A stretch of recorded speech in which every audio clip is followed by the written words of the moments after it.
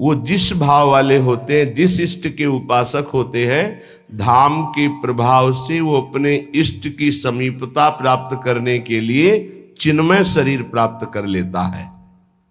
विमल चिदघन सत्व वृंदा वृंदारक प्रवर वृंद मुनीन्द्र वंद्या। बड़े बड़े मुनियों के द्वारा आकांक्षणीय और वंदनीय जो चिन्मय देह है वो वृंदावन की कृपा से प्राप्त हो जाता है। पर शर्त है,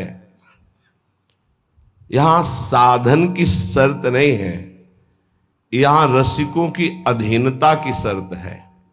जैसे कोई आज्ञा का उल्लंघन करके मन मानी कि मैं बहुत वैराग्य से झोपड़ी बनाकर ऐसे से ऐसे, तो तुम्हारे अहम का ही पोषण होगा, तुम्हारी अंदर की वृत्ति ठीक नहीं होगी। हम आज्ञा का उल्लंघन करके मनमानी आचरण करें तो केवल अहम का पोषण होगा कि मैं भिक्षा मांग के खाता हूं, मैं यमुना किनारे कुटी बना करके रहता हूं, मुझे किसी की अधीनता की जरूरत नहीं है। अखिल कोटि ब्रह्मांडों के ईश्वर हमारी स्वामिनी की अधीनता स्वीकार करते हैं। यद्यपि सकल लोक चूड़ामणि दीन अपन पो माने, तो आप अपनी गुरु रूपनी स्वामिनी की यदि अधीनता स्वीकार नहीं करते तो कुछ भी कर लीजिए। सेवक जी महाराज कह रहे हैं, गुरु सेवा तज करहि जे बान, यह अधर्म यह सब हानि, कानि न रसिकन में रहे। अगर आप गुरु आश्रित रसिक आश्रित हो करके श्री वृंदावन में पड़े ही हैं आज्ञा के अधीन, तो आपको चिन्मय शरीर की प्राप्ति हो जाएगी। अगर मनमानी आचरण में उतर गए तो ना पाई है बिन स्वामी यह केली, विपिन बसत वैराग्य जुत। यद्यपि वो वैराग्य से रह रहा है पर ज्यों लड़काएं खेली, जैसे कोई लड़का खेल में हठ ठान ले, ऐसे उसने वैराग्य का हठ ठान लिया है, पर अपने स्वामी अपने गुरुदेव अपने आचार्य की शरण में नहीं, तो उसे रस की प्राप्ति नहीं हो सकती, नहीं हो सकती, नहीं हो सकती। क्योंकि अहम तो केवल गुरुदेव की ही शरण में नष्ट होता है, और अहम गए बिना भगवत मार्ग प्रकाशित ही नहीं होता। कुछ भी कर ले, अगर ऐसा होता कि कुछ करने से ही प्राप्त हो जाता, तो आज तक आचार्य परंपरा गुरु परंपरा भगवान ने क्यों बनाई है? अधीनता, अहम का गलित हो जाना, और अहम में इतनी उद्दंडता भरी हुई है कि वो दुर्गति सह सकता है लेकिन झुक नहीं सकता। अहम का स्वभाव ऐसा होता है। उसी को फिर माया रौंदती है, फिर जब हार जाता है तब फिर वही मार्ग उसको दिखाई देता है, शरण। जहां शरण हुआ तो शरण निरापक पद रमित, सकल अशुभ शुभ नंस, और देत सहज निश्चल भगति, जय जय श्री हरिवंश।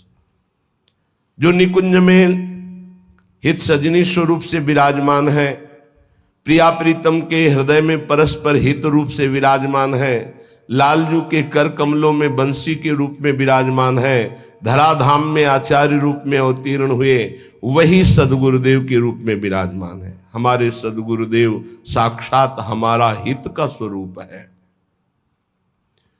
हित स्वरूप सदगुरुदेव से, मंत्रदाता सदगुरुदेव से अपने अहम को ना नष्ट करवा के अहम की पुष्टता की जाए, तो क्या मंत्र, चाहे निज मंत्र या शरणागत मंत्र या राधा नाम, सुना तो गुरुदेव से है। नाम दाता की अवज्ञा करने पर क्या नाम तुम एकांतिक जप सकते हो? क्या नाम तुम्हें सिद्ध हो सकता है? क्या नाम तुम्हें चिदानंद में वपु श्री श्यामा श्याम का साक्षात्कार करा सकता है? असंभव। इसीलिए अपने हृदय को निर्मल करने के लिए केवल आज्ञा पालन की आवश्यकता है। जो बड़े बड़े तीर्थों से पवित्र नहीं होता वो आज्ञा पालन से पवित्र हो जाता है। क्रिया मलिन हो सकती है लेकिन आज्ञा का पालन है तो वो पवित्र कर देगा। क्रिया मलिन है, आपको दिखाई दे रही कि मलिन क्रिया है, पर गुरुदेव की आज्ञा है तो उससे काम हो जाएगा। क्रिया मलिन, 4 की हत्या कर दी और सैकड़ों की हत्या करने का पाप नष्ट हो गया। पीछे सुनाया कि लकड़ी हरी हो जाए तो वापस चले आना, प्रसंग कई बार सबको याद होगा। क्रिया मलिन वही है, लेकिन स्वसुख वांछा का त्याग करके तत्सुख वांछा से युक्त होकर वही क्रिया की तो समस्त पाप नष्ट हो गए। बिना ही विचारी करी शुभ जानी। गुरुदेव की आज्ञा पर विचार नहीं, तत्परता पूर्वक उसमें लगन पूर्वक लग जाना। हित अहित गुरुदेव जाने, हमें जो आज्ञा करी हमें उसका पालन करना है। निंद्यानपि स्वकृपया अद्भुत वैभवेन। यद्यपि हमारे सारे आचरण निंदनीय हैं, पर हम रसिकों के अधीन हैं, धाम की प्रियता है, तो स्वकृपया अद्भुत वैभवेन मादृक पश्यन स्वचरणानुचरी करो तू। वो अपनी कृपा से स्वकृपया अद्भुत वैभवेन, वो अपनी कृपा से जो अद्भुत वैभव है, क्या स्वचरणानुचरी करो तू, अपने चरणों की दासी। निकुंज में स्वतंत्र रूप से किसी का प्रवेश नहीं होता, अपने गुरुदेव रूपी सहचरी की अनुचरी बन करके जाया जाता है। भावदेश में जब प्रवेश होता है तो अपने गुरुदेव को देखा जाता है सबसे पहले सहचरी वपू में, समीप में हित सजनी जीव और वहीं समीप में प्रिया प्रीतम। हमारी प्रत्येक चेष्टा गुरुदेव रूपी सहचरी के आदेश से होती है। गुरुदेव आचार्य स्वरूप से जो हित सजनी रूप में है, वो उनके परिकर में है। वो इशारा मन की वृत्ति, मन की रुचि जानी, तब श्यामा श्याम की सेवा। डायरेक्ट सीधे नहीं तो श्याम श्यामा पद कमल संग सिर नायो, तेन बचन मानत गुरुद्रोही, निस दिन करत आपनो भायो, तो इत व्यवहार न उत परमारथ। कुछ हाथ नहीं लगेगा, पर अहंकार सुनता नहीं है, वो दुर्गति करा के ही छोड़ता है। इसलिए इस अहंकार की एक ही दवा पाई गई पूरे शास्त्रों में, सदगुरु के अनुशासन में रहना। यद्यपि निंद्यानपि, मैं निंदनीय आचरण वाला हूं, पर स्वकृपया अद्भुत वैभवेन मादृक पशून स्वाचरणानुचरी करो। तो मुझ जैसे निंदनीय पशुवत आचरण करने वाले को भी स्वकृपया चरणानुचरी करो, तो स्वचरणानुचरी करो। वो अपने चरणों की दासी बना लेते हैं और उसी से हमें श्री जी की दासता प्राप्त होती है, जिसकी संभाव्योपि विरंचि नारद शिवो। स्वयं बड़े बड़े ईश्वर कोटि के महापुरुष भी संभावना ही नहीं है कि वो भावना ऐसी कर सके कि मैं राधा दासी के रूप में उनके चरणों में महावर लगा रही हूं, ऐसी नहीं। तो हे भाई, ऐसे वृंदावन में यदि आपको वास मिल गया है और रसिकों का संग मिल गया है, तो छोड़ना नहीं है, चाहे जैसी परिस्थिति हो। श्रीपाद कह रहे हैं, भ्रातस्तिष्ठ तले तले विटपिनाम, ग्रामे सुभिक्षामट, स्वच्छंदम पिबयामुनम जलमलम, चीरैः सुकंथाम कुरु, सम्मानं कलयाति घोर गरलम, नीचापमानं सुधाम, श्री राधा मुरलीधरो, भज सखे वृंदावनम मा त्यज। ऐ मित्र, ऐ भाई, भ्रातस्तिष्ठ तले तले विटपिनाम ग्रामे सुभिक्षामट। श्री वृंदावन वास के लिए कैसी भी परिस्थिति हो, हम धाम नहीं छोड़ेंगे। अगर हमें छत के नीचे वास नहीं मिल रहा है तो हम आज्ञा का पालन करेंगे, वृक्ष के नीचे रह लेंगे, फुटपाथ में पड़े रहेंगे। जब भगवत प्राप्ति की प्रबल लालसा होती है, ये सब नहीं देखा जाता, हमारा वास क्या है, हमारी भोजन व्यवस्था क्या है, कुछ नहीं। काशी के घाटों में क्या सुविधा है, शांत, पीछे किसी का आना जाना नहीं। बहुत बहुत प्रसिद्ध घाटों में सुबह घंटा डेढ़ घंटा स्नान आदि। 80 घाट के आगे तो कोई नहीं, न इधर न उधर, एकांत क्षेत्र। भिक्षा की कोई गुंजाइश ही नहीं, किसी का आने जाना नहीं। भिक्षा के समय 80 घाट में भिक्षुकों के बीच में बैठ गए, जो मिला 10-5 मिनट में, मिला नहीं, बस एकांत हो गए। जब लक्ष्य हो जाता है भगवत प्राप्ति तो ये सब नहीं सुहाई देता। एकमात्र कैसे कैसे हम अनुभव करें, कैसे हमें प्रभु का साक्षात्कार हो, चाहे वो तत्व रूप में हो, चाहे वो सविशेष ब्रह्म रूप में हो। भ्राततिष्ठ तले तले विटपिनाम ग्रामेश भिक्षामठ, जैसे बने वैसे वृंदावन वास करें। उदर पोषण के लिए भूख लगेगो मांग खाऊंगो, गिनो न सांझ सबेरो, ब्रजवासिन के भूख टूक और घर घर छाछ महेरो। जो मिले रोटी का टुकड़ा मिल जाए, जैसे प्राणों के पोषण की चिंता वैष्णव को नहीं करनी चाहिए। कुछ नहीं मिला तो भूख को पा गए, इतना भजन होता है कि वो प्रयास से भजन हो ही नहीं सकता जो असुविधा से भजन होता है। पर गुरु आज्ञा में रहे, गुरु आज्ञा का उल्लंघन करके नहीं। बिल्कुल एक एक चेष्टा गुरुदेव की शिष्य की दृष्टि में होती है, और शिष्य की एक एक चेष्टा गुरुदेव की दृष्टि में होती है जब तदात्म होता है। तदात्म, अभी तदात्म वृत्ति को जाने ही नहीं, तदात्म वृत्ति को नहीं जाने। बैठे हैं, अचानक यदि आपका सच्चा शरणागत का भाव तो आ गया, फिर आपको संके ऐसा क्यों सोच रहे हो, ऐसा सोचना ठीक नहीं। नहीं जी, नहीं नहीं, आप देखिए, हाँ हाँ, क्यों सोच रहे हो ऐसा। आपको कहने की जरूरत थोड़ी कि मेरी स्थिति क्या है, या गुरुदेव की स्थिति क्या है, वो बताने की जरूरत नहीं। यदि अनन्य है गुरुदेव के आप। अमीर खुसरो जी अपने गुरु के सिवा किसी का स्पर्श नहीं करते थे, बड़े व्यापारी भी थे। तो जे ही गुरुदेव के ऐसे चरणों को छूते, पता चल जाता गुरुदेव की स्थिति इस समय कहां है। नाभाजी तो दूर से ही गुरुदेव की स्थिति को, पंखा झल रहे हैं, उनको पता चल रहा है गुरुदेव की मानसिक स्थिति कहां है। गुरु के शरणागत को गुरु की स्थिति का पता होता है, शिष्यों की स्थिति का पता तो क्या छोटी बात है। शिष्य को गुरुदेव की स्थिति का पता, ये गुरु का अनन्य। नाभाजी से कहा कौन बोला, तो बोले आपके जूठन खाने वाला। ये नेत्र नहीं बाहर के, और पूरी भक्तमाल रचना, हर भक्त आकर बता रहा है अपना जीवन चरित्र, गुरु प्रसाद। अगर हमारा जीवन परमार्थ के मार्ग पर चल पड़ा है तो केवल गुरु अधीनता और प्राणों के मोह का त्याग तभी आगे बढ़ पाया जाता है। हमें चाहे वृक्ष के नीचे रहना पड़े, चाहे हमें खुली गर्मी सर्दी बरसात सहना पड़े, चाहे भूख सहना पड़े, अब हम परमार्थ में पीछे नहीं हटेंगे। भ्रातस्तिष्ठ तले तले विटपिनाम ग्रामेषु भिक्षामठ।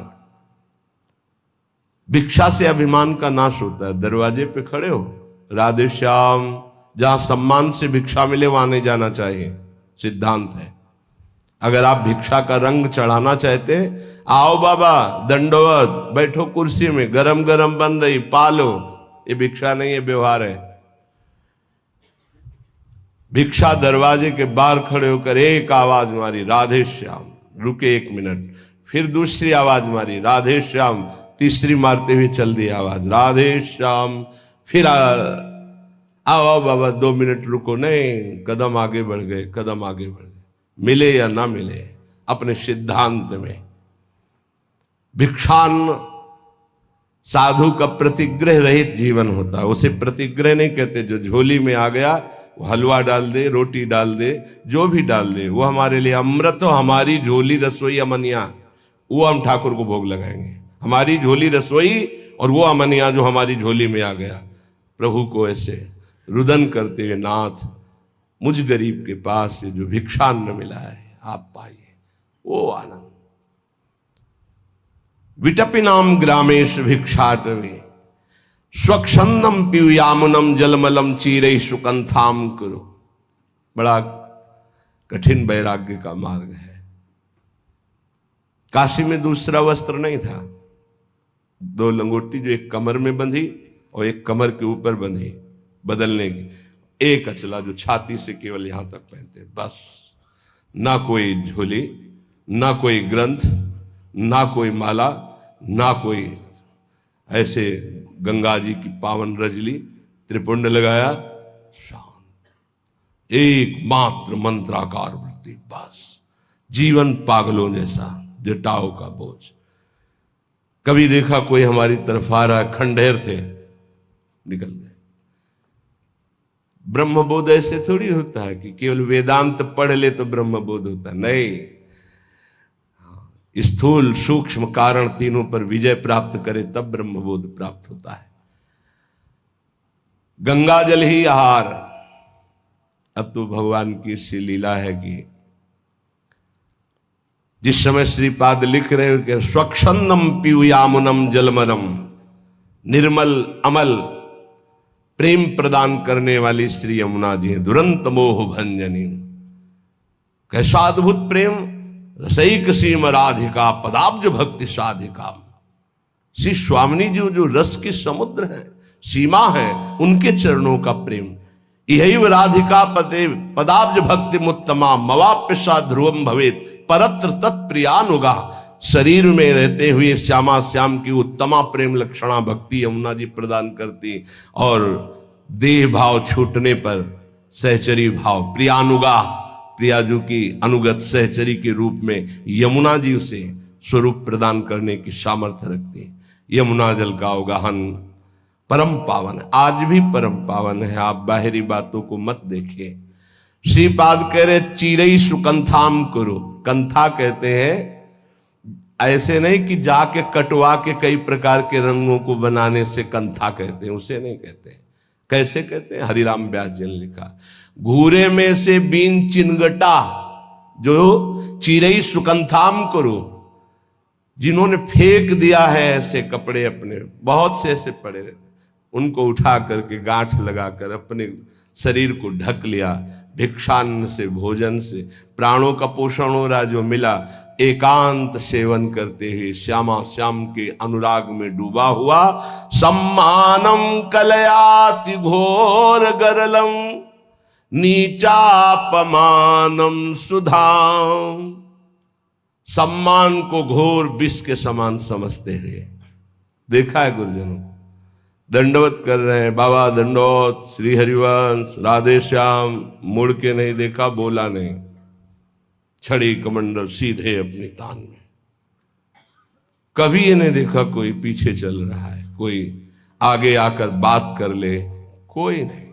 क्यों? व्यवहार शून्य जीवन।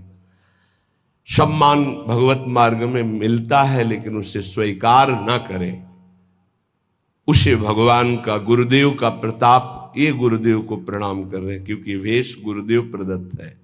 इसमें जो भी प्रभाव है वो गुरुदेव का है, प्रभु का है। प्रणाम उन्हीं को पहुंच रही है। अपने तो दैन्य भाव से प्रणाम करने वाले पर भगवत भाव करे तो सम्मान का रंग नहीं चढ़ेगा। सम्मानम कलयाति घोर गरलम, घोर विष समझे सम्मान को। और बहुत बड़ी दुर्दशा होती सम्मान को भोगने वाले की। दुर्दशा का तात्पर्य होता है परमार्थ ना रहकर पाखंड रह जाता है, जहां सम्मान प्रियता रहती है। ये बहुत अच्छे से समझ लीजिए। साधु की दो ही रहनी है,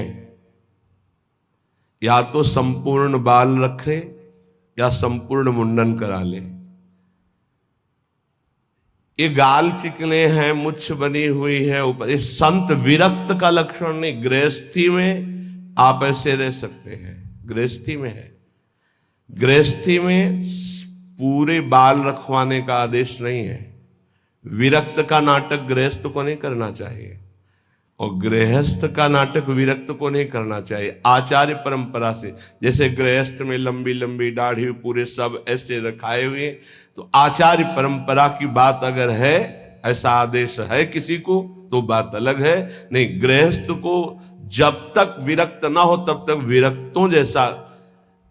अब कितने से होते हैं जिसे धारण किए, कुछ लाल कुछ, तो आप किससे विरक्त हुए? नहीं, विरक्त नहीं। साथ में गृहस्थ की साड़ी पहने हुए उनकी पत्नी भी है, वहीं दर्शन कर, ये हमारी पत्नी, और आप पूरे विरक्त वेश को धारण किए हुए हैं, विरक्ति भी नहीं लिए हुए हैं कहीं से। ऐसे में घोर अपराध लगता है, इसे पाखंड कहते हैं। ये पाप का अंश पाप प्रकाशित कर देगा, ऐसा नहीं करना चाहिए। और विरक्त होकर अगर छुरा चलेगा तो पूरे में चलेगा, भद्र होगा पूरे में, नहीं तो दोस्त अद्वैई भाषा में कहते झंडे या मुंडे, खड़े हैं या मुड़वा लिया। ऐसा नहीं है कि सेटिंग फिटिंग, ऐसे नहीं, बहुत सावधानी से चलना चाहिए। विरक्ति की रक्षा करो। विरक्त मार्ग जो गुरुजनों ने दिया है उसकी मर्यादा है। ये बनावटी किसी और को लुभायमान कर सकती, श्री भगवान को नहीं। भगवान सदैव आदेश करते हैं अपने धर्म का पालन करो। यदि आपका धर्म निम्न भी है तो भी आपके लिए उच्च है। स्वधर्मो निधनो श्रेया परधर्मो भयावहा। विरक्त विरक्त धर्म से चले, गृहस्थ गृहस्थ। कई गृहस्थों को देखते हैं कैसे। एक बार एक बड़े महापुरुष के पास एक गृहस्थ गए थे, तो पैजामा कुर्ता और दाढ़ी पूरी ऐसे, प्रणाम किया तो वहीं थे, हम भी बैठे हुए थे, सरकार भी बैठे हुए थे। हे काहे को रखा है, देहाती भाषा में बोलते, नहीं सरकार, हाँ ये मनोरंजन है, ऐसा रखा ना, मनोरंजन है, जाओ जाओ पहले मुड़वा क्या, विरक्त भेष नहीं वैसे रखाए हुए भाव, चलो जाओ। ये अपनी मर्यादा में, सम्मानम कलयाति घोर गरलम। सम्मान प्राप्ति के लिए गृहस्थी कोई ऐसा नाटक न करे और विरक्ति कोई ऐसा नाटक न करे। विवेक वैराग्य भक्ति हृदय में सबको धारण करने का अधिकार है। कई को देखते हैं वो देखी देखा पैजामा पहने ऊपर से पीला ओढ़ लिए हैं, खरीद लो पीला, अपराध है। नीचे जो है और कुछ ऊपर भगवा डाले हुए, अपराध है। एक बार वाणी से बोल दे कि मैं सन्यास लूंगा और सन्यास न ले तो उसको ब्रह्म हत्या का पाप लगता है। पीछे वर्णन किए थे महाभारत में, जब पीछे प्रसंग में आया। ये खिलवाड़ थोड़ी है। कोई ऐसा नाटक मत करो। गुरुजनों के कभी प्रसादी वस्त्र मिल जाए तो अलमारी में ऐसे रख के पूजा करो, सिराने रखो, पहनो ओढ़ो मत कि आप पीला खरीद लिए प्रसादी करवा के अब हम भजन में ओढ़ेंगे। नहीं, ऐसा नहीं। ये आचार्य परंपरा से प्रदत्त जो वस्त्र हैं विरक्त के अलग हैं, गृहस्थ के अलग हैं।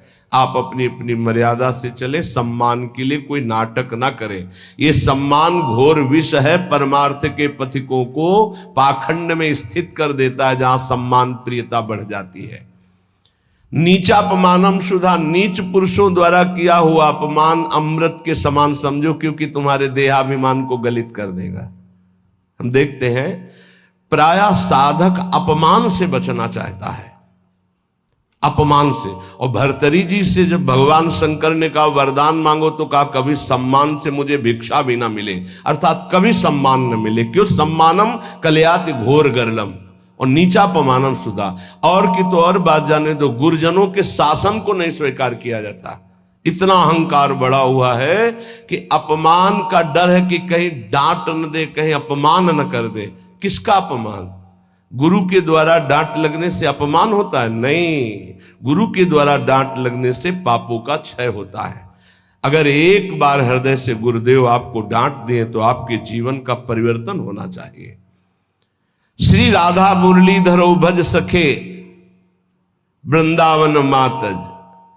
रस स्वरूप श्री श्यामा श्याम का भजन करो, वृंदावन को कभी मत छोड़ो। वृंदावन का आश्रय, वृंदावन का वास बड़ी कृपा से प्राप्त होता है। हमारा आखिरी जन्म है, क्योंकि हमें धाम मिल गया, हमें नाम मिल गया, हमें सत्संग मिल गया। विश्वेश्वर्य महाचमत्कृतिरियं किं भाति सर्वेशितुर ब्रह्मानंद सुधाम्बुधेरवनवधे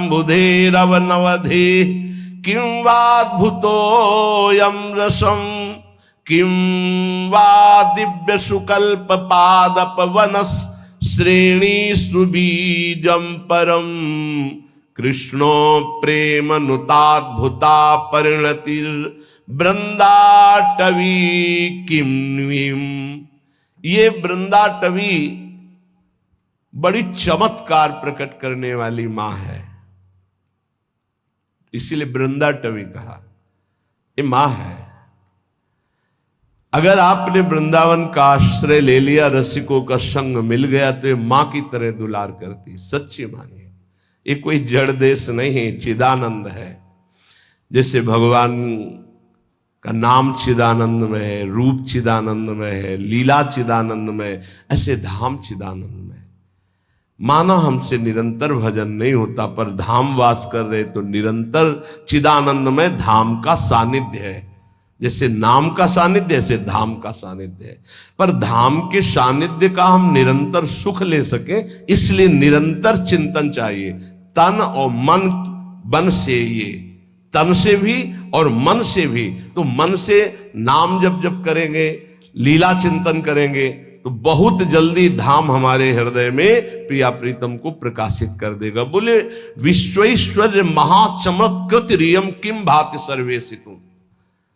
महान चमत्कार प्रकट कर देता है विशेष साधन ना होने पर भी। धाम निष्ठा, धाम की ऐसी अद्भुत महिमा है। ये किसी की कारीगरी नहीं है वृंदावन। जैसे ब्रह्मा ने अपने संकल्प से ब्रह्मलोक, तपलोक, महरलोक, जनलोक, ऐसे वृंदावन की भी रचना कर दी, ऐसा नहीं। यहां ब्रह्मा की भी गति नहीं है, उनकी रचना की क्या बात है। बोले हमें वही तो सब दिखाई दे रहा, क्योंकि ब्रह्मा के रचित नेत्र हैं आपके पास। अभी हरिवंश नेत्र थोड़ी आ गए। निकस कुंज ठाड़े भये भुजा परस्पर हंस, श्री राधा वल्लभ मुख कमल निरख नयन हरिवंश। हरिवंश नेत्रों से देखा जाता है दिव्य वृंदावन। तो वो प्रदान करेंगे। भगवत रसिक जी का चश्मा नित्य बिहार को दियो बिहारी नुमोए। आप रहने से रहिए तो आपको चश्मा मिल जाएगा, आपको नेत्र मिल जाएंगे, तो आप देखेंगे ब्रह्मा का रचा हुआ नहीं, ये किसी की कारीगरी नहीं, ये महाचमत्कारिक दिव्य है वृंदावन। असीम ब्रह्मानंद के लिए जितना प्रयास किया जाता है, फिर कहीं वो ब्रह्मानंद अनुभूति होती वेदांत के द्वारा। कह रहे हैं या ब्रह्मानंद में डूबे हुए के भी चित्त को आकर्षित करके अनिर्वचनीय रस विशेष में डुबो दे, वो वृंदावन धाम है।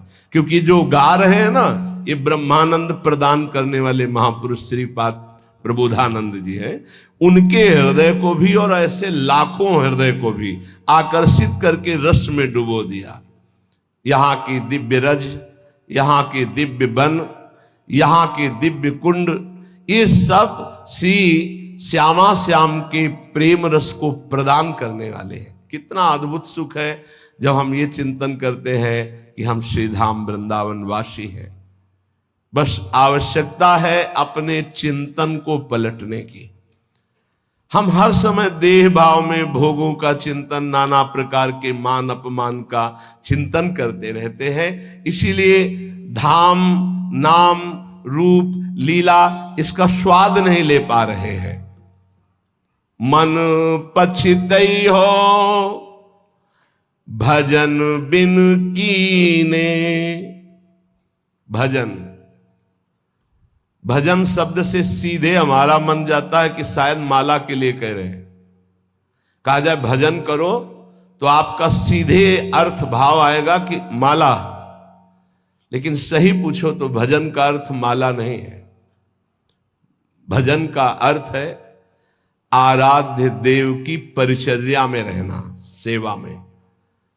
वो चाहे सुमिरन करते हुए शरीर से सेवा या मानसिक सेवा, अपने आचार्य की सेवा, अपने गुरुदेव की सेवा, अपने इष्ट की सेवा, इष्ट भाव से समाज की सेवा, वास्तविक भजन इसे कहते हैं। और जो अंदर अंदर नाम जब चलता है उसे सुमिरन कहते हैं। हनुमान जी महाराज जी ने दो बात कही। कहा हनुमंत विपति प्रभु सोई, जब तो सुमिरन और भजन न होई। जब आपका सुमिरन नहीं हो रहा और भजन नहीं हो रहा, अगर नाम सुमिरन करना भजन से जोड़ा जाता तो दोष बार क्यों कहा सुमिरन और भजन। सुमिरन का मतलब है अंदर से भगवत चिंतन करना, और भजन का मतलब है अंतर और बाह्य दोनों से आराध्य देव की सेवा करना। संत सेवा, गुरुदेव सेवा, इष्ट सेवा, समाज सेवा, इसे भजन कहते हैं, ध्यान रखना। कई बार एकांतिक में यही कहा, अपने कर्तव्य का पालन करना ही भजन है। भज धातु सेवायाम, भज का तात्पर्य ही है सेवा। अगर गुरु सेवा, आचार्य सेवा, इष्ट सेवा, समाज सेवा नहीं है तो केवल माला चलाना भजन नहीं कहा जा सकता। भजन का एक अंग है सुमिरन। इसलिए कह रहे कि भजन को समझ लीजिए, नहीं तो आपका कि घर बार छोड़कर एकांत में बैठकर माला चलाना ही भजन है, ऐसा नहीं। आप पति हैं, आप पत्नी हैं, आप किसी के पुत्र हैं, आप किसी के पिता हैं, आप समाज के एक बहुत बड़े सेवा का अधिकार प्राप्त करने वाले हैं, समाज के एक अंग हैं आप। एक अंग खराब हो जाए तो पूरे शरीर को पीड़ा होती है। ऐसे ही आप, अगर आप सुधर गए, आप अपने अपने धर्म का पालन कर रहे हैं, अपने कर्तव्य का पालन कर रहे हैं और वो कर्तव्य कर्म प्रभु को समर्पित कर रहे हैं, तो सच्चा मानिए भजन हो रहा है। थोड़ी देर माला चला लिए फिर स्वसुख वांछा में घूमे, मनमानी आचरण किए, इसे भजन नहीं कहते। सबसे ज्यादा अगर हमें कोई पागल बना रहा है तो धन की इच्छा पागल बना रही है। इसलिए अगले शब्द कह रहे, धन दौलत कछु काम न आवे, कमल नयन गुण चित बिनु दीने, मन पछितई है भजन बिनु कीने। सबके दिमाग में एक रुपया ही छाया हुआ है। बड़ा विचित्र खेल है। खर्चा करने में छाती पीड़ा पैदा करते, संग्रह करने में संग्रह करते करते मर गए। गांव में धन एकत्रित करके दीवाल में गाड़ दिए, मोटी मोटी मिट्टी की दीवालें होती थी, और मर गए। जब दीवाल खुदी तब पूरा जीवन कंजूसी करके समेट कर, या बैंक बैलेंस में जमा करते करते गणना में सुख का अनुभव हो रहा है, इतना इतना और जमा, इतना और जमा, मर गए। किसके काम आएगा?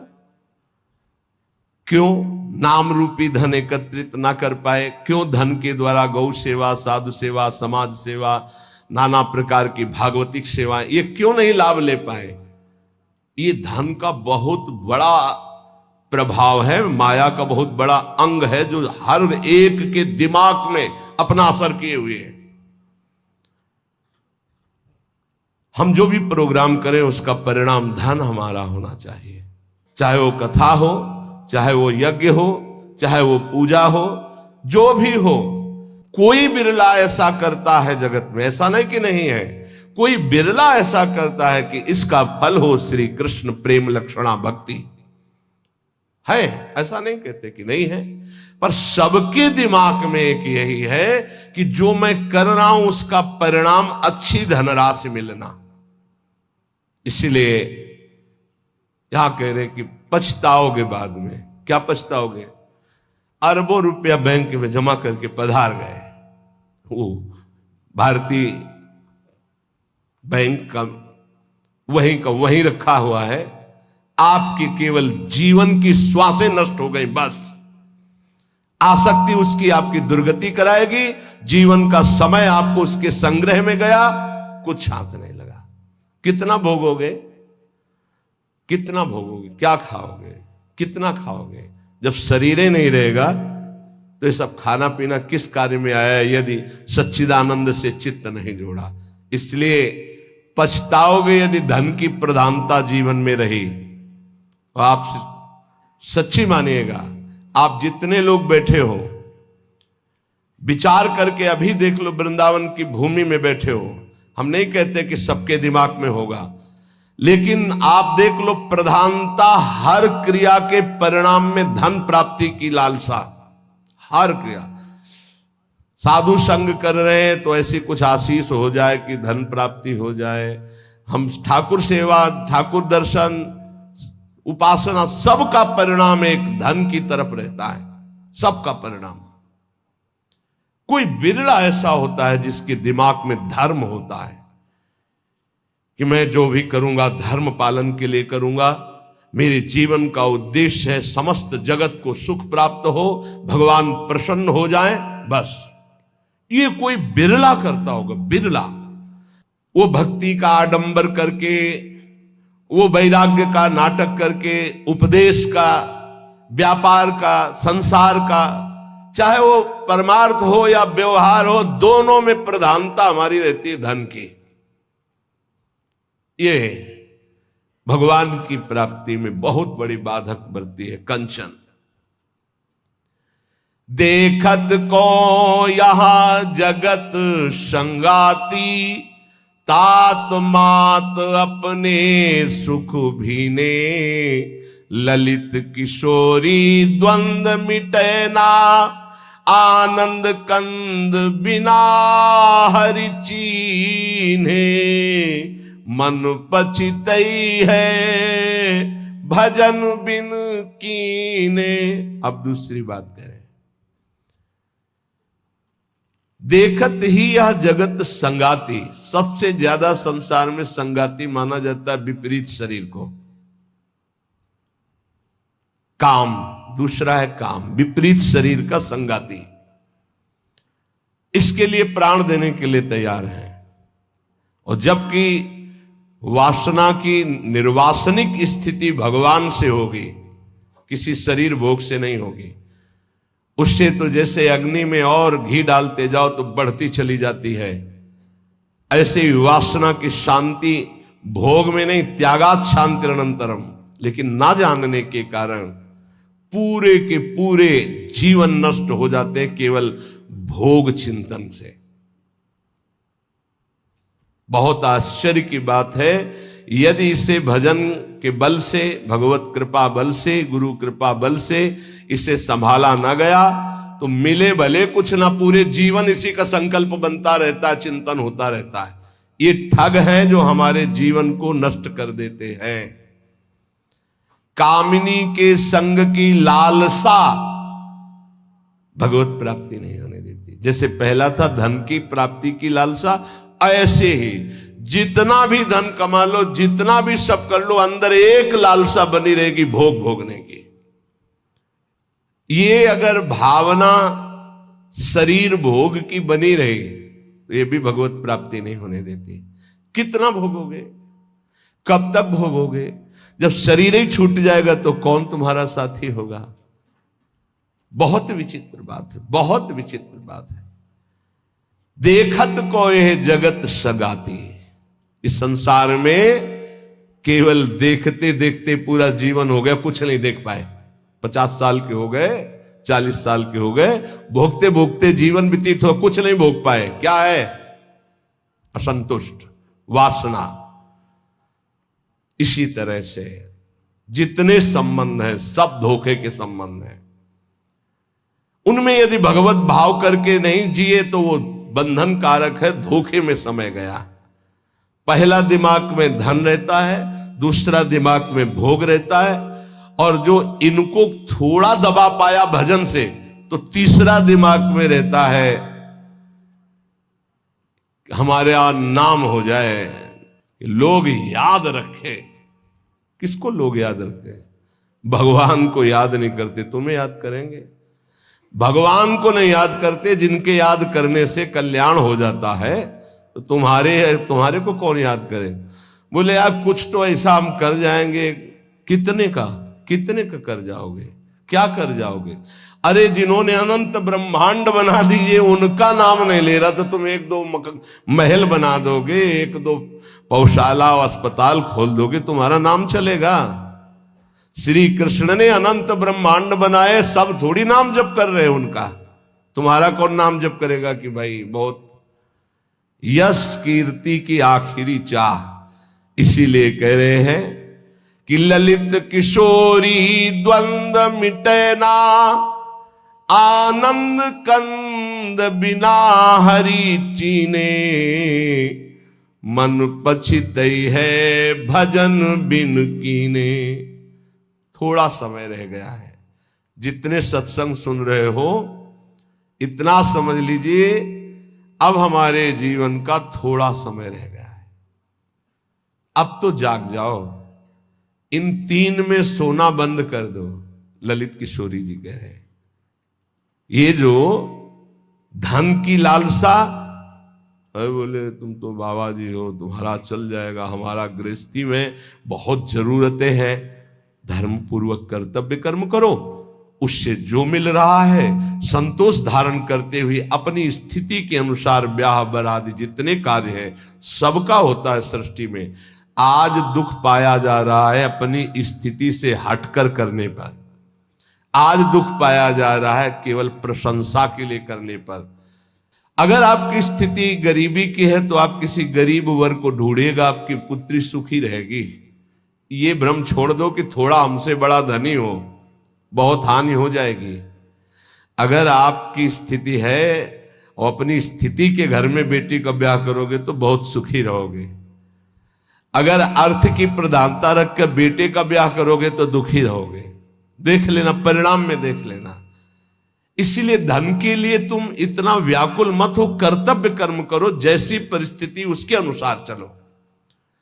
भोग के लिए इतना व्याकुल न रहो, जो धर्म पूर्वक पाणी ग्रहण किया है भगवान की पूजा की भावना रखकर उसका, तो आप उससे मुक्त हो जाएंगे।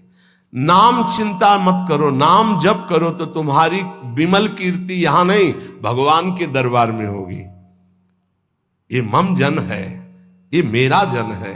जैसे अम्बरीश जी की चर्चा भगवान के दरबार, भक्तों के यहां भगवान की जैसे चर्चा होती, ऐसे भगवान के दरबार में महाभागवतों की चर्चा। इतना नाम जप करो, इतना ठाकुर सेवा करो कि भगवान अपनी सभा में आपको याद कर ले। इससे बड़ी क्या बात होगी। त्रिभुवनपति की सभा में तुम्हारा यश गाया जाए, जग जाओ। अगर अभी नहीं जगे तो फिर अब जगने का समय नहीं है, जगाया जा रहा है। ये सत्संग है मोह निद्रा से जगाने का। यहां तुम जिससे और किसी से प्रीति करते हो वो तुम्हें सुला देगा, जगाएगा नहीं।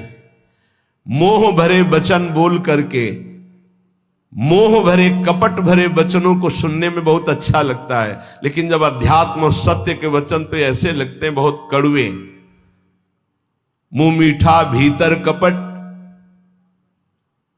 पर्दा रहे है बास। मुंह में मीठा बोल रहे, हृदय में कपट है, वहीं पर्दा लगाए भगवान बैठे वहीं देख रहे। जो सतमार्ग के पथिक है उनकी जबान में भले तुम्हें कड़वाहट लगे, लेकिन हृदय बहुत मीठा है और बेपर्द होकर भगवान वहां से बोल रहे। पकड़ पाओ तो पकड़ लो। गोला मारे ज्ञान का संत सिपाही कोय, उत्कट जिज्ञासु बने तो अजब उजाला होए। अजब उजाला होए अंधेरा सब ही नासे, अंतर्मुख हो लखे आत्मा अपनो भासे। कहे निर्भयानंद होए जिज्ञासु भोला, और जब संत मिले सिपाही तो ज्ञान का मारे गोला। अगर भगवान का पार्षद कोई संत जो विशुद्ध स्थिति में है, उसके वचन क्या करते हो, गोला का काम करते हैं। बोले ऐसा ज्ञान का गोला माला कि काम क्रोध लोभ मोह मद मत्सर सब मर गए और दिव्य प्रकाश हो गया हृदय में। गोला मारे ज्ञान का संत सिपाही कोई, उत्कट जिज्ञासु बने और अजब उजाला होए। अगर संत वचन सुन लिए तो अमोघस से खाली नहीं जाते हैं, ये तुम्हारे जीवन का परिवर्तन कर देंगे। बस आपको जरूरत है उन शब्दों को पकड़ने की। जिस समय अंतर्मुखता बढ़ने लगे, आपको अपने दोष दिखाई देने लगे, जान लेना संत वचनों का प्रभाव शुरू हो गया है। अंतर्मुख होए लखे, अपने दोष दिखाई देने लगे। मेरे में ये कमी, मेरे में ये कमी, हे भगवान ये मेरी कमियां कैसे दूर होंगी। तो जान लो संत संग का प्रभाव आपके ऊपर पड़ रहा है। आत्मा अपनो भाषे, अपने आप से अपने स्वरूप का बोध प्रारंभ हो जाता है जब किसी सच्चे संत का संग मिलता है। पाता है निज आत्मा विषयीन सो मन रोक, काम क्रोध के वेग की जो सही जावे झोंक। संत संगी वही है जो काम क्रोध के वेग को सह जाए। काम आया सह गया, क्रोध आया सह गया। हमें देखते हैं कि काम क्रोध को सहने की तो वृत्ति साधक में है, लेकिन ईर्ष्या को सहने की शक्ति नहीं है। वो जहां ईर्ष्या करता है, दूसरे से निंदा करने लगता है, तो फिर उसकी काम क्रोध की शक्ति बढ़ जाती है और वो सहन करने में असमर्थ हो जाता है। अहम, मैं जितेंद्रीय हूं, और ईर्ष्या, दूसरे की उन्नति देखकर डा होना, जलन होना, जहां ये आया तो फिर वो वही परास्त हो गया जहां जीत रहा था। इसको पकड़ना। गुरु कृपा से काम और क्रोध पर विजय प्राप्त करने की योग्यता साधक में आ जाती। बहुत शीतल हृदय होने लगता है, यार लगता है क्या कुछ नहीं। और जहां उसके अंदर ये अहम आया और दूसरों को देखकर जलन होने लगी, अपने में अहम आने लगा, वहीं उसकी सामर्थ्य घट गई और वो उसी विषय के लिए रोने लगा। काम क्रोध आदि उसको परास्त करने लगे। समझना, इस बात में आध्यात्मिक चर्चा है जिससे आपको परम पद मिल जाएगा। आप अगर गुरु शरणागत है तो काम क्रोध आपके अंदर स्फुरित होंगे, परास्त नहीं कर सकते। चिंगारी की तरह स्फुरित होंगे, ज्वाला की तरह नहीं। पक्का समझ लो, दो बातें हैं यदि तुम काम क्रोध से परास्त हो जाते हो। पहला, आप गुरु आज्ञा का उल्लंघन करके कोई गंदी बात देख रहे हो, कोई गंदी बात कर रहे हो, कोई गंदी बात करने वाले लोगों का संग कर रहे हो। अगर ये नहीं तो फिर तुम काम विजयी होने का अहंकार कर रहे हो। अन्यथा स्फुरणा होती है और शांत हो जाती है। उसी मार्ग से चले हुए अनुभव की ये बात है। हम किसी की दूसरी तर्क वाली बात नहीं मान सकते, छाती की बात मानते। ऐसे स्फुरण होता है और शांत हो जाता है, क्योंकि उसके लिए कोई चारा नहीं है। धीरे धीरे स्फुरण भी बहुत कम होने लगता है। पर जहां देखा गया अपने में अहंकार आया कि मैं जितेंद्रीय, और जहां दूसरे की उन्नति से डाह, तो फिर वही उसको परास्त कर देते। चिंगारी को ज्वाला बनने में देर नहीं लगती। वो चिंगारी तब शांत होती है जब भगवत साक्षात्कार हो जाता है, सूक्ष्म रूप से विकार रहते हैं। पता है निज आत्मा विषयन सो मन रोक। जब संत वचन रूपी प्रकाश आपके हृदय में हुआ, तो ये जब पता हो गया कि तुम देह नहीं हो, भले अनुभव नहीं हुआ, तो अपने मन को विषय में जाने से रोको। बोले काम क्रोध के वेग की जो सही जावे झोंक। इनका झोंका आता है हवा का, जैसे झोंका। हवा का झोंका आवे, तूफान आवे, किसी पहाड़ का आश्रय ले लो, बच गया। छोटे मोटे पेड़ आदि का आश्रय मत लेना, नहीं टूट के गिर जाएंगे आपके ऊपर, वही मार देंगे। क्या करना है? पहाड़ का आश्रय। पहाड़ कौन है? भगवान के प्रेमी महाभागवत जनों के वचन, या भगवान नाम, या भगवत लीला गुण कीर्तन। जहां कामादि दोषावे मजीरा उठाओ, राधा राधा राधा एक मत सुनो मन की। देख लो अभी साफ हो जाएगा गंदगी जो आई थी। या कोई संत के उपदेश सुनने लगो, या भगवान की लीला गायन करने लगो। प्रियालाल के चले जोई जोई प्यारो करे शुरू करो, और आज वह देखियो तो प्यारी, चले जाओ वहां तक। 84 पदों का गायन पक्का। जब तुम्हें काम सतावे, चतुरासी जी का गायन शुरू कर देना, गायन। और अगर ना चला जाए तो हमसे बताना, है निज अनुभव की बातें हैं। चतुरासी जी का फल ही है भवजल निधि को नाव, काम पावक को पानी। तो जो सही जावे झोंक, ये आंधी आती, जाएंगे टिकेंगे नहीं। आगमा पाइनो अनित्यास्तास्तितिक्षस्व भारत। जो सही जावे झोंक, यार विक्षेप हटावे। निद्रा और आहार जुक्ति सो धीरे से घटावे। समझिए, काम क्रोध की झोंक आई तो कह रहे यार इस सह जाओ, भारी विक्षेप है, थोड़ी देर के लिए है, विचलित मत होना। विचलित वही होगा जो काम की खुराक रखे हुए है। खुराक क्या है? मोबाइल खोला, गंदी बात देख ली, या कोई अपने हाथ से गंदी क्रिया कर ली, या गंदे जनों का संग कर लिया। इससे क्या होगा? आप झोंक नहीं सह पाएंगे विकार की। कह रहे हैं जो सही जावे झोंक, यार विक्षेप हटावे। प्रभु के दर्शन में यही बाधा है, नहीं तो खुले टहल रहे हैं। वृंदावन है, यहां खुले प्रभु टहल रहे हैं, बस दृष्टि चाहिए। यार का तात्पर्य बहुत प्रेम भरा शब्द है। मित्र एक बार सह जाए इसकी झोंक को, आगे निकल जाएगा। जो सही जावे झोंक यार विक्षेप हटावे। तो विक्षेप कैसे हटेगा? बोले निद्रा और आहार जुक्ति सो कछु धीरे से घटावे। बस कल भी चर्चा हुई थी निद्रा और आहार को कम करने की, पलटू स्वामी की। इन निर्भयानंद जी बड़े सिद्ध महापुरुष ब्रह्मानंद में डूबे हुई, इन दो पर असर साधक अपना दिखा दे। ये दो सबके ऊपर असर दिखाए, पूरा जीवन व्यतीत हो जाता है खाना और सोना। अच्छा भोजन और खूब चक सोने को मिले। कह रहे कि अगर परमार्थ का लाभ लेना है तो साधक दो पर अधिकार करे, नींद और भोजन। फिर बार बार कहते हैं अभ्यास अभ्यास। नींद और भोजन ये दो, निद्रा और आहार, फिर तीसरे पर विजय जो मैथुन, फिर चौथा जो भय, ये चार ऐसे दोष है पूरी सृष्टि को अपने अधीन किए हैं। निद्रा, भय, आहार, मैथुन, ये सब के सम जग उपजाए, सब इसी में फंसे हुए हैं। ऐसा साधक इन चारों पर विजय प्राप्त करनी। निद्रा तब जब आहार पर आप संयम करेंगे। बहुत बार आहार पे चर्चा होती, भाई आहार को संभाल लो, इसको बढ़ाते चले जाओ, एक एक कवल बढ़ता चला जाएगा। इसको घटाते चले जाओ, घटता चला। 400 ग्राम में पूरे 24 घंटे शरीर का सम्यक मेहनत करते हुए पोषण हो जाएगा 400 ग्राम में।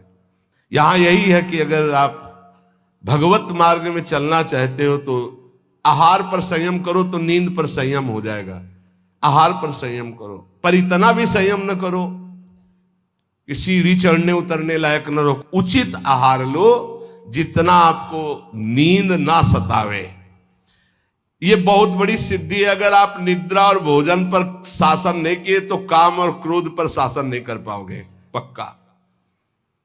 ये चार चीजें साधु के जीवन में बिल्कुल शासन में होती। निद्रा, भय, आहार, मैथुन। भय नहीं होता साधु को। साधु का मतलब होता भगवत मार्ग के पथिक, चाहे गृहस्थ हो चाहे विरक्त हो। और नींद पर बहुत शासन होता है और आहार पर बिल्कुल विजयी होता है वो। और वो मिथुन धर्म का त्यागी होता है, चाहे गृहस्थ हो चाहे विरक्त हो। अरे ऐसे ऐसे गृहस्थ हैं अपने ही पास है कि हम उनकी चरण वंदना करते हैं। वृंदावन में शपथ पूर्वक पति पत्नी कसम खाकर ब्रह्मचर्य से रह रहे हैं। सच्ची कहते हैं, हृदय से साधु बनने पर भी पूरे जीवन डर रहा है इसी बात का। और वो पति पत्नी एक जगह रह करके संयम से हैं, हम उनकी चरण वंदना करते हैं, चरण वंदना करते हैं। कोई भी जगत का महात्मा इस बात से डरता है कि संयोग ना हो। वो संयोग में पड़े हैं, एक ही घर में रहते हैं, ज्यादा जगह नहीं तो हो सकता है कोई एक ही आसन में रहते हो, लेकिन बलिहारी कसम पूर्वक ब्रह्मचर्य। और यही नहीं, बाहर भी रहते हुए ऐसे शिष्य है, तब ये लगता है कि भगवान की कृपा अमोघ है, क्या नहीं कर सकती। और आप लोग तो बैरागी हैं। निद्रा और आहार जुक्ति सो धीरे सो कछु घटावे। धीरे धीरे घटाना चाहिए। नींद और आहार, देखो संतों ने कहा है, निद्रा और आहार जुक्ति सो कछु घटावे। कहे निर्भयानंद झूठे जाने सब नाता, विषयन सो मन रोक आत्मा निज का पाता। जब समस्त विषयों पर विजय प्राप्त कर लेता है तो आत्मानंद का उसे अनुभव स्वयं होने लगता है। अष्ट सिद्धि नौ निधि हमारी मुट्ठी में हरदम रहती। ये नाम जापक, ये सांसारिक लाभ की तो बात जाने दो। अष्ट सिद्धि नौ निधि हमारी मुट्ठी में हरदम रहती, नहीं जवाहर सोना चांदी त्रिभुवन की संपत्ति चाहती। भावे ना दुनिया की बातें दिलवर की चर्चा सहती, ललित किशोरी पार लगावे माया की ये सरिता बहती। राधा राधा राधा, सब सिद्धियां सब लाभ आपको प्राप्त है। जो नाम जापक अपने कर्तव्य को भगवान में समर्पित करता है वो कैसा सिद्ध महापुरुष हो जाता है। जगत गुरु भगवान श्री कृष्णचंद्र जी गीता जी में महापुरुष की स्थिति का वर्णन करते हैं। त्यक्त्वा कर्म फला संगम, बहुत दिनों के बाद है, त्यक्त्वा कर्म फलासंगम नित्य तृप्तो निराश्रयः कर्मण्यभिप्रवृत्तोऽपि नैव किंचित करोति सः। इसीलिए बीच बीच में रुक जाता है कि बहुत स्थिति का ऊंचा वर्णन यहां है और उसके लिए कुछ साधना चाहिए। जब तक अच्छी साधना नहीं होगी तो सिद्धावस्था को समझ पाना बड़ा कठिन होता है। और ये भगवान की वाणी ऐसे अर्थ पढ़ लेना तो अलग बात है, उसको समझना। त्यक्त्वा कर्म फलासंगम नित्य तृप्तो निराश्रया। देखो पहले एक एक शब्द में डूबा जाता है। शास्त्रों का मनन कैसे होता है? निराश्रया, किसी का भी आश्रय न हो। सिद्ध पुरुष कैसा होता है? निराश्रित होता है, एकमात्र अपने स्वरूप में स्थित या भगवान में स्थित, सब अन्य आश्रय रहते। और यहां एकमात्र भगवान ही का आश्रय नहीं और सब आश्रय है। देख लो अंदर से। सिद्ध पुरुष कहता होता है नित्य तृप्तो, कभी कोई चाह ही नहीं होती। जैसे गले तक छका हो फिर उसको कुछ भी नहीं। नित्य तृप्तो त्यक्त्वा कर्म फलासंगम, किसी भी कर्म की कोई भी फल की आशा नहीं रहती। कर्मण्य भी प्रवृत्तोपि नैव किंचित करोति सः, अच्छी तरह कर्म करता हुआ भी वो किसी कर्म का कुछ फल नहीं चाहता। स्वाभाविक केवल भगवत प्रेरणा से कर्म हो रहे हैं, उनके कोई फल की इच्छा नहीं, क्योंकि जो सब कर्मों का परम फल है वो भगवान का साक्षात्कार उनको प्राप्त हो गया है। ये सिद्ध पुरुष के लिए श्लोक गाया गया है। जो कर्म और कर्म फल की आसक्ति का त्याग करके सब आश्रयों से रहित सदा तृप्त रहता है, फिर भी वो अच्छी तरह शास्त्राज्ञा के अनुसार कर्म करता है, पर किसी भी कर्म फल की कोई आकांक्षा नहीं है, वो सिद्ध हुआ पुरुष कहा जाता है। श्री भगवान कह रहे हैं। लेकिन यहां उल्टा है। अगर हम कोई भी कर्म करेंगे तो पहले हमारा जो सोच होगी वो उसके फल पे होगी। ये सोच नहीं होगी कि हमारा धर्म है इसका पालन करना।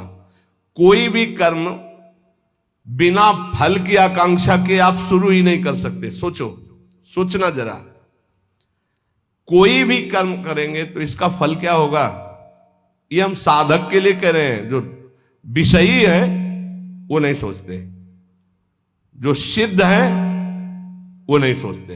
दोनों बात समझना। जो विषयी है वो नहीं सोचते कि इसका परिणाम क्या होगा, जेल मिलेगी कि दुर्गति होगी कि नरक जाएंगे कि शरीर नष्ट हो जाएगा, ये कुछ नहीं सोचते। जो सिद्ध है वो पूर्ण तृप्त है, इसलिए केवल शास्त्र सम्मत कर्म करते हैं। वो फल की आकांक्षा या फल की सोच ही नहीं रखते। जो बीच में है, ना पूरे विषयी है ना पूरे साधक है, वो पहले फल सोचते हैं।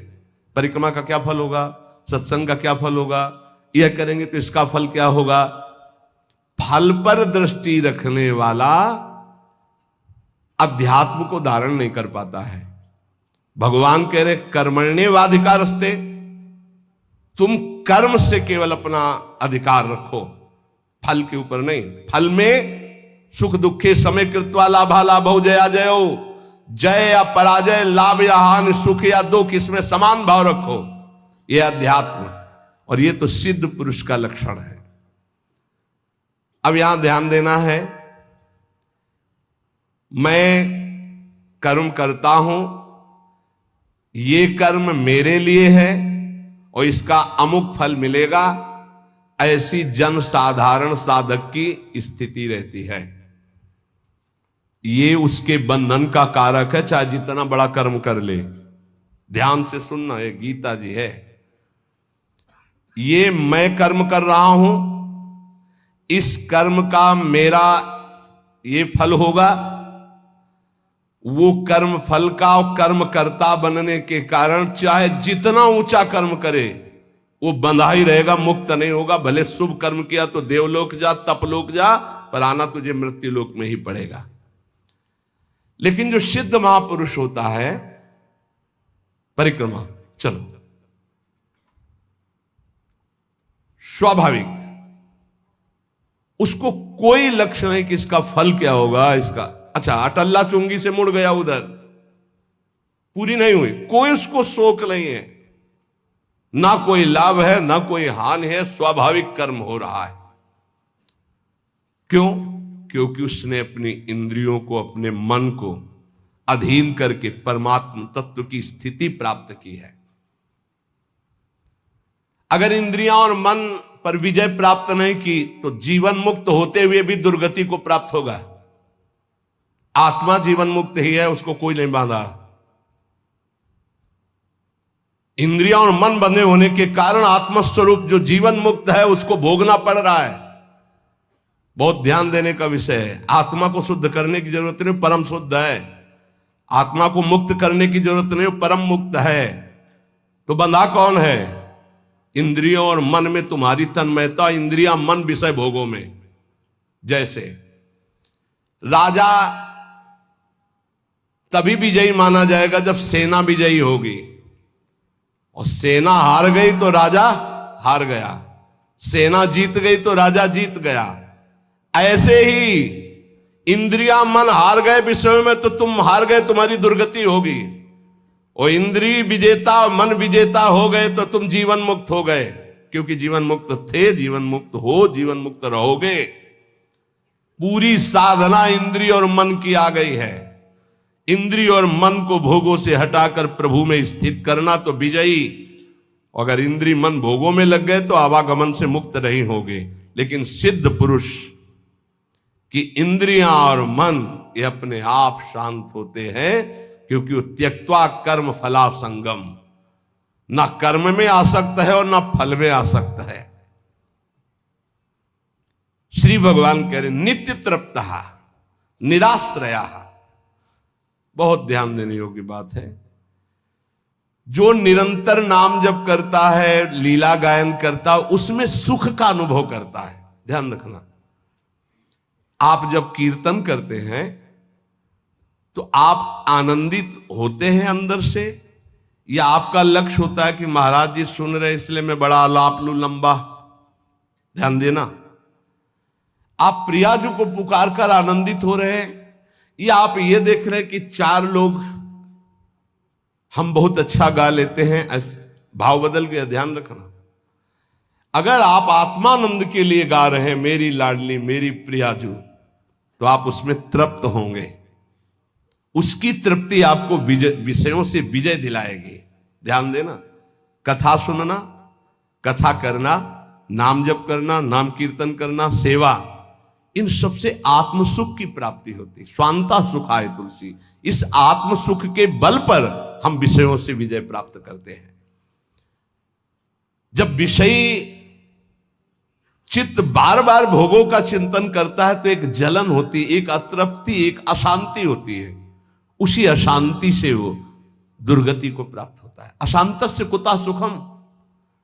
और नित्य तृप्तः, जो अपने प्रभु के नाम गुण लीला गायन में, परीक्षित जी कह रहे हैं श्री सुखदेव जी से कि प्रभु जिस प्यास से प्रेरित होकर मैंने मरा हुआ सर्प ऋषि के गले में डाला, आपके श्री मुख से निकलती हुई ये कृष्ण कथा अमृत से मुझे इतनी तृप्ति हो रही कि भूख प्यास का कोई भी पीड़ा नहीं, और 7वें दिन तक्षक डसेगा इसका कोई डर नहीं रह गया। ये नित्य तृप्ता, भगवान की चर्चा, भगवान का नाम, भगवान का गुण, एक आनंद कब खत्म हो मैं उठूं, इसका मतलब आपका चित्त आनंद में नहीं हो रहा, आपका चित्त अभी सांसारिक है। नहीं तो जिनके श्रवण समुद्र समाना, कथा तुम्हारी सुभग सरिनाना, भरे निरंतर हो ही न पूरे। हे भगवान, ये चर्चा 10 बजे तक चलती रहे, मैं ऐसा सुनता रहूं, ऐसी मांग हो। कोई हमसे बोले ना, निरंतर नाम जप करता, ये कीर्तन कर रहा हूं, दिन भर कीर्तन होता रहे, ऐसा अंदर उत्साह। वो परमात्मा में स्थित महात्मा नित्य तृप्त रहता, उसकी कोई आकांक्षा नहीं रहती। हमारी हाथ जोड़कर प्रार्थना सिद्धों की नकल न करे। एक महात्मा थे, 10 ग्राम संख्या रोज पाते थे। एक ग्राम में 5-7 आदमी मर सकते हैं। 10 ग्राम। उड़िया बाबा को लगा कि गप होगी ऐसी, कैसे कोई 10 ग्राम संख्या जहर धतूरा खा सकता है? गए उन महात्मा के पास और कहा, आप 10 ग्राम जहर पाते हैं? बोले हाँ। बोले मैं देखना चाहता हूं। बोले शाम के 4 बजे 10 ग्राम तौल करके जहर सिलबट्टा में डाला और पीस करके उसे धो करके ऐसे चढ़ा। और वो सिलबट्टा अलग रहता था कि कोई उसको कभी छुए ना, नहीं उसमें मर जाएगा उतने। बोले महाराज आप कैसे हजम कर जाते हो?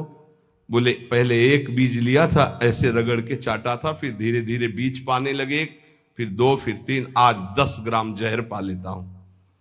10 ग्राम जहर शरीर को। सिद्धों की नकल न करे, सिद्ध महापुरुषों के बड़े विचित्र विचित्र खेल होते। जब तक भगवत साक्षात्कार ना हो जाए, नियम ले ले, कोई व्यसन नहीं करेंगे। अगर व्यसन का आश्रय है वो भगवत आश्रित नहीं हो पाएगा, ध्यान रखना। एक महात्मा को देखा गंगा के किनारे, हर 10 मिनट में उनको पान लगा के, एक आदमी, एक संत केवल ऐसे बैठे रहते थे और पान खाए हो ऐसे। आपको सच्ची बताएं, बड़ी ऊंची स्थिति थी। इन सिद्ध पुरुषों की नकल कभी ना करे, कभी ना करे। अब जैसे वो कहते ना, ले महात्मा जी आप भी, हम कहते हमारी सामर्थ्य नहीं, उसे ही कहते हमारी सामर्थ्य। क्योंकि सन्यास वेश में पान है, माला है, इत्र है, ये सब निषेध है, हमारी सामर्थ्य। और वो एक संत बैठे ही रहते थोड़ी थोड़ी देर में, और भगवदाकार वृत्ति थी। आश्चर्य की बात, भगवदाकार। सिद्धों की नकल न करे, पक्का। जब तक भगवत साक्षात्कार न हो जाए, कोई भी नशा किसी भी साधक के पास नहीं होना चाहिए। कोई भी नशा, किसी वस्तु का अपने जीवन में इतना अधिकार नहीं होना चाहिए कि ये नहीं मिलेगा तो। वस्तु तुम्हारे जीवन में अपना अधिकार नहीं रखना चाहिए कि अगर ये नहीं तो हमारा दिनचर्या नहीं चलेगी। ये दिमाग में रख लो। कभी जीवन में चाय नहीं पी थी, क्यों? क्योंकि उससे सुना था कि वो सर दर्द होने लगता है, उसका एक नियम बन जाता है। कभी नहीं पी थी। अगर हमें हितधाम में कभी दूध दिया जाता था शाम के जैसे दवा में, तो 2-4 दिन लगातार लेते थे, फिर 1 हफ्ता छोड़ दिया। कभी हम उसको अपने जीवन में, किसी दूध नहीं मिलेगा तो हमारी दिनचर्या नहीं चलेगी, या चाय नहीं मिलेगी तो दिनचर्या नहीं, कभी नहीं। इसलिए चाय पिया ही नहीं था कभी जीवन में। था इसलिए कह रहे हैं कि अब जोई जोई प्यारो करे सोई मोहि भावे। अब जैसे प्रभु रखें, रुग्ण शरीर है, ये टेबलेट खाना है, ये जैसे विधान में। कोई भी वस्तु तुम्हारी दिनचर्या में ऐसी नहीं होनी चाहिए कि ये वस्तु नहीं मिले तो हमारी दिनचर्या नहीं चलेगी। निराश्रया। कोई व्यक्ति ऐसा नहीं होना चाहिए कि वो ना मिलेंगे तो। कई बार हम प्रार्थना करते, थोड़ा भाव से समझना। आप इस शरीर का भी आश्रय मत लीजिए, ये धोखेबाज है। सबसे कह रहा हूं प्रार्थना करके, जो प्रेम करने वाले लोग हैं। एक बार एक किसी ने कहा था कि हम तो आपके साथ चलेंगे, तो हम कहा अगर हम ऐसे कह दें तो 1500 लोग तैयार हो जाएंगे। अब अगर ऐसे यहां से चलना हो कि चलो मानसरोवर चलना, तो बस कर लेते, सब बैठ जाओ। अब निकुंज में जाने के लिए तो समय अलग अलग है ना। हम ये कहते हैं कि आज्ञा का पालन करोगे, आओगे वहीं जहां अपने को जाना है, क्योंकि लाइन में खड़े हो, पंक्ति में खड़े हो। पर समय का पता नहीं, पहले आप जाओगे कि पहले हम जाएंगे, कुछ पता नहीं। आपको अपने शरीर को धरोहर की तरह रखना है। ये गुरुदेव का शरीर है, गुरुदेव को समर्पित है। जब जहां जैसे ऐसे। कलह की चर्चा थी, कोई साधक कह रहा था कि हमको तो सोच कर डर लगता है कि जब आप नहीं होंगे तो हम कैसे जिएंगे। ऐसा अपने को भी, अपने पूज्य महाराज जी के लिए कि अगर करें तो ऐसा कैसे जी सकते हैं।